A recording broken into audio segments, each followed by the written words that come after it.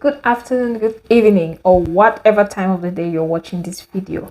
I'm pleased and elated and extremely excited to have you on this video. If this is your first time watching, I'm happy to have you on board. Welcome to the team. Well, just a brief recap. On this channel, I talk about non-fiction books I read and I share the lessons I learned from reading these books. If it's something you're interested in, you're very much welcome to subscribe and join me on this journey. For today, I'm going to be reviewing a very beautiful book. Yes, I know all my books are beautiful, but this book in particular, it's good in so many ways. First of all, it's written by an African author. You know, I've been struggling to see if I can get more African books on the channel. African authored books on the channel. I think that's how they call it. Yeah, perfect. Secondly, it's by a pastor. And thirdly, it's on relationships. What a perfect combination. First is African, second is by a pastor, and third is on relationships. Well, for me, that's like the perfect blend of a book. So for today, the book we'll be reviewing is a book by Pastor Kingsley Okonkwo. And it's titled 7 Qualities Wise Men Want. 7 Qualities Wise Men Want. Okay. Well, I'm sure you'll be wondering, why am I reading 7 Qualities Wise Men Want? Well, this is a book that was given to me as part of a marriage counseling class. And when I looked at it, I was like, do women really know what men look for when they're looking for spouses or just partners or whatever, however you want to put it? Like, what do men look for? When they gave me this book to read, the first thing that came to my mind was like, 7 Qualities Wise Men Want. Why are the men not reading the books?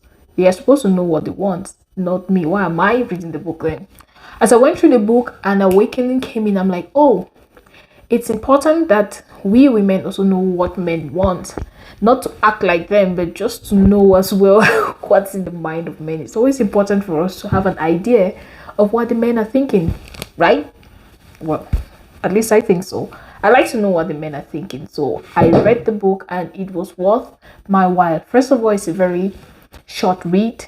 I think it's just about 80 pages or below 80 pages, something around there. I think it's, first of all, a short book, an easy read, and it's very relatable and it's very simple. The language is simple. I always insist on books that's simple in terms of language, particularly for those who are just starting their reading journey. Like, if you just start reading, it's important for you to take a book that is simply written, simple language, not books which are complicated to read, because it's just going to make you hate reading altogether. Well, enough about babbling about books. Let's get into the book itself. So basically, the book is, like the title is very self-descriptive, you know. The book is talking about the 7 qualities wise men want in a lady. But the book starts with something very interesting, and that's what I'll just babble about for a few minutes. And it says that most men are attracted to what they see and women are attracted to what they hear. So that's why you might see a very beautiful woman getting married to a not so good looking man, and you wonder, what does this man do to hook her up? Or you see a man getting married to a woman who is very beautiful, but she has bad attitude, and you wonder, like, what does he like about her? And that's the answer, the beauty. So in this book, he's trying to balance it up. That doesn't mean that as a woman you should stop being beautiful and just focus on your attitude, or as a man you should delete the fact that you like a beautiful woman and focus on the attitude. No, it's important that you strike a balance. You look good and you have a good attitude. I think that's the best of both worlds. And the men also have to do the same. We want men who look good and good attitudes. With good attitude, don't we women? Of course we do. So before I get into the lessons I learned from this book, I'm just going to quickly run through the qualities he states in the book, just to give you a rundown of the table of contents, so to speak, just so you should know what you get if you get the book. So you definitely get the book. The first thing he says man needs is the fear of the Lord. The second thing is a meek and quiet spirit. The third thing is virtue. The fourth thing, wisdom. Fifth thing, hospitality. A woman who is wholesome and trustworthy. So these are the different attributes in the book he talks about in detail. So if you want to know more about what each and every attribute is about, you should grab a copy of the book and thank me later. The first lesson I learned from this book is that God and trust hold everything together.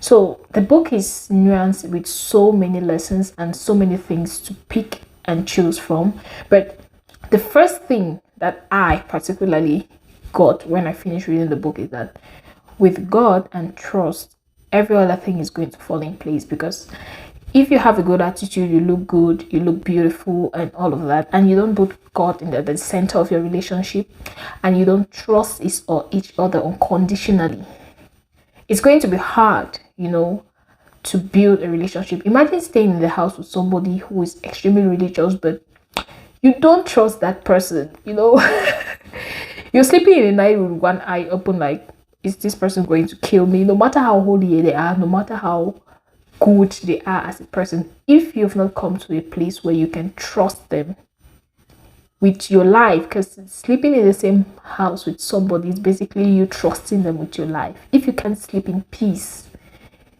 with no fear of any other thing, then definitely you're on the right track. So yep, that's the first lesson I learned. The second lesson I learned is that knowledge about the opposite sex before marriage saves. Knowledge about the opposite sex before you get married, it saves you a lot of stress, it saves you a lot of hurdles. It makes things easy. Personally, I grew up in a household where there were no men. I grew up with my sister, so most of the things I learned were from relationships and reading books about men. And the more I grow older and the more books I read about the psychology of men, I get less frustrated with them. I don't know if that makes sense.